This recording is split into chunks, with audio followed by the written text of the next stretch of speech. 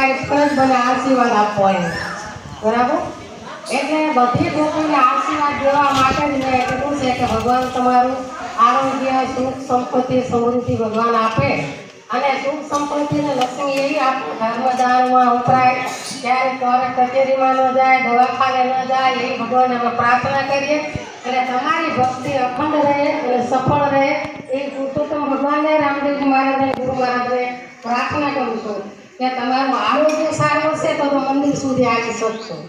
એટલે પહેલાં તો ભગવાન આપણને સ્વાર્થી ગણવા તો સ્વાર્થી કરે પણ ભગવાન એ કહે છે કે અમારા સ્વાર્થ હોય તો ભલે પરમાર્થ હોય તો ભલે મંદિર સુધી અમે દર્શન કરવા તમારી ભક્તિ કરી શકશો અને ઘર પરિવારને પણ સંભાળી શકશો એવું તમે ભગવાનને પ્રાર્થના કરીને કહેજો બરાબર. એ ભગવાન અમે તો સ્વાર્થથી જીવું છીએ. એક સંસારમાં ભવસાગરમાં તારવાનું કામ તમારું છે તો આ સંસાર સાગર છે. સાગર એટલે સાગરમાં બધું સમાય હે એમાં બધું હારું આવે મોડું આવે સુખે આવે દુઃખે આવે તડકા ને સાયા જીવનમાં આવવાના છે. આ તો એક સૃષ્ટિના સર્જન આમની ઘટમાળા છે અને એવું નહીં કરવાનું કે હું ભક્તિ કરું છું આટલી સેવા કરું છું પૂન કરું છું દાન કરું છું છતાંય મને આવું કેમ દુઃખ પડે છે આવું નહીં વિચારવાનું. એમાં હરીની ઈચ્છા હોય કે આ જીવ છે ને આખી 184નો ફેરો ફરી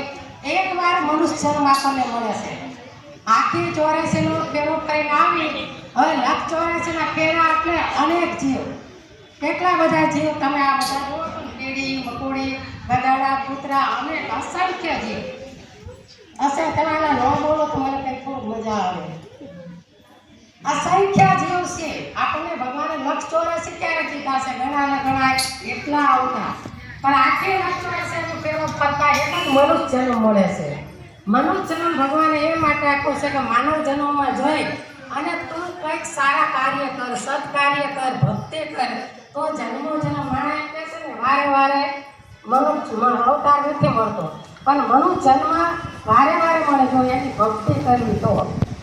કે ભક્તા બીજ પલટેની યુગ જાય અનંત ઊંચ નીચ ઘરે જન્મે આખર સંતના સંત જન્મો જન્મ મનુષ્ય અવતાર મળે ભક્ત અવતાર મળે સંત અવતાર મળે પણ એવી સત કમાણી કરી હોય આપણે એવી સત કમાણી કરી હોય ભક્તિ કરી હોય જીવનભર સંસારમાં તો બધા વ્યવહારે સંભાળવાનો ઘર પરિવારે સંભાળવાનું અને એમાં રહીને ઈશ્વર ભક્તિને ભૂલવાની. કૃષ્ણ ભગવાનને કીધું અર્જુનને કે હે અર્જુન મને મારા ભક્ત એટલે પ્રિય છે કે સંસારમાં વ્યવહારમાં રહીને પણ મને નથી ભૂલતા. મને મારું ભક્તિ કરે છે મારું સ્મરણ કરે છે એટલે મને પ્રિય છે અને ભગવાનને વધુ બધું પ્રિય હોય તો ભક્તો એટલે પરસોત્તમ માસ કોઈ એક કાણા કર્યા હશે કોઈ નહીં કર્યા હોય ભલે ભલે ના કર્યા હોય એને ભગવાન સ્વીકારી લેશે કે આજ સુધી આવ્યા છે ને ભગવાનના દર્શન કર્યા છે ભક્તિ કરી છે અને કોઈ ભગવાન માની લે પછી અમુક હું ગયા નથી એક કાણા કર્યા બહુ કષ્ટમાં આ રહ્યા હોય 1000 નીકળી આવે એમાં 700 છે એવી અમુક બીજ ગયા હોય એવા વાર કર્યા છે પણ આપણે જેવું લાગ્યું ભૂખા પેટે ભજન ન હોય ગોપાલ ભૂખા પેટે ભજન ન હોય ગોપાલ ભોજન કરતા જાઓ ભગવાનને ભજતા જાઓ એવું મેં રાખ્યું છે. શરીરની તંદુરસ્તી કેવી શરીર જો અમારી લીલાબાન કહેતી કે શરીર સારું છે તો મંદિર સુધી આવી શકશો પણ શરીર નખડે આપણું શરીર છે ને એક સેવા કરવાનું સાધન છે ઘર પરિવારનું કામ કરવાનું એક સાધન છે. આ એક ભગવાને હરિ ભજવા માટેનું શરીર આપણને આપ્યું છે 5 તત્વનું પણ એ શરીરથી આપણે સેવા સત્કાર્ય ભક્તિ બધું કરી ગાય માતાની અંદર 36 કરોડ દેવતા છે બરાબર પણ જો પરતંત્ર છે ને એને આપણે પાણી પીતા પાણી પીવે એને નીણ નાખી તારી નીણ ખાય અને આપણને ભૂખ લાગે તો ઊભા થઈને ખાઈ લઈએ ન રાંધેલું હોય તો રાંધીને ખાઈ લઈએ કે નહીં તરત લાગ્યું હોય તો કોઈ હોય તો કે મને પાણી પા આપણે બોલીએ પછી આપણે બીમાર પડી તો મને કહેવાનું માથું બહુ દુખે આ મને તાવ આવ્યો છે ગાય માતા બોલીએ છે હે દેવને તોલ છે આ ત્રણેય દેવને તોલ છે. કયા માટે કહું છું કે સંત તુલસી અને ગાય આ ત્રણેય ઈશ્વરને તોલ છે. સંતને માનો તો માનવાના એક છે એ ભગવાન છે એને મનુષ્ય આત્મા નહીં દેખીને તમારે પૂજા કરવાની માનવા બધા કહેવાય ભક્તની માનો કહેવાય સંત છે ને એને ભગવાન એમ કહ્યું તું ભીખમાં ભગવાન છું કારણ કે સંતનું સર્જન છે ને સૃષ્ટિમાં ભગવાને એ માટે કર્યું છે સંસારને ઉદ્ધાર કરવા માટે કે આ સંતના હોત સંસારમાં તો જગજાત બ્રહ્માંડ જ્ઞાન કેરી લહેરમાં સાધુ ખારક ઠામો ઠામ સાધુ સત્સંગ કરે તમને સમજાવે સાચી રીત કે જીવન કેવું જીવવું એવું સંત તમને સતનો માર્ગ બતાવે એટલે સાધુ જન્મ એ માટે ભગવાને મોકલ્યું કે આ સંસારીઓનું કલ્યાણ કરવા માટે હે આમાં તો જો પછી પેટમાં સવારે બાપે કીધું પેટમાં અને અટક આવે બામણના કહેવાથી દિલ ન દગાવે એવી સત્યો અમરાપુર જાવે રે ભક્તિને માટે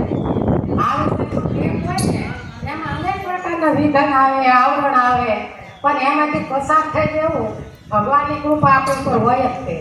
પણ કસોટી ધોલાકે ને સુખમાં સકાય નહીં દુઃખમાં રડાય નહીં ભક્તિ ભૂલાય નહીં ઓ મારા છે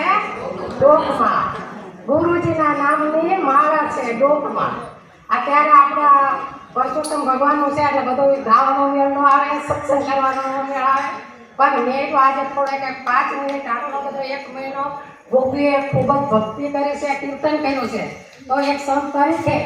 મારે કાશીના દેવાય મારો ધર્મ છે મારી ફરજ છે આપણા સંતો એવું કહે છે કે આ શરીરની અંદર એક જઠરા અગ્નિ છે આપણે આની અંદર એક જઠરા અગ્નિ છે એ અગ્નિ શાંત કરવા માટે આપણે શું કરવું જોઈએ ભોજન ને એ જઠરા અગ્નિને શાંત કરવા માટે આપણે ભોજન કરીએ હરિયા કરીએ તો એ શાંત થાય ને ગમે આ કરોડો રૂપિયા તમે કરશો ને તો એની અપેક્ષા રહેશે હજુ વધારે સારું હજુ વધારે આવે તો સારું સંસારીમાં એક કારખાનું હોય એક નોકરી હોય કે ઓફિસ હોય એમાં સંતોષ થાય નહીં હજુ બીજું કારખાનું થાય સારું બીજું ફેક્ટરી થાય તો સારું હજુ આથી બીજો બંગલો થાય સારું એક બાકી છે બીજી ગાડી આવે તો સારું આ બધી આપણી આશાઓ છે અપેક્ષાઓ છે એ ક્યારે પૂરી ન થાય પણ કોઈને માણસને તમે જમાડી દો ને એટલે કહે છે હાશ શું કે હાશ ધરાઈ લે આ એક જ વસ્તુનો માણસ ધરાય છે હરિયકણા હોય એટલે એક યજ્ઞનું ફળ એક માણસને તમે જમાડો ને એટલે મળે છે બેહો કઈ એટલું એક માણસ જમે ને એ તમે એક યજ્ઞ કર્યા બરોબર છે યજ્ઞમાં આપણે દરેક દેવતાઓને આહુતિ આપી છે શા માટે દેવતાઓને શાંત પાડવા માટે એ માટે આપણે યજ્ઞમાં આહુતિ દઈએ તો આપણે હવન ન કરીએ કે યજ્ઞ ન કરીએ કે તો બીજને દિવસે કેટલા માણસો ગઈ બીજે 650 માણસો જેવું હતું 650 માણસ જેવું હતું અને આ બીજે ગોપીનો છે જે ગોપીનો ભગવાનને ગમે એટલે મનના જમા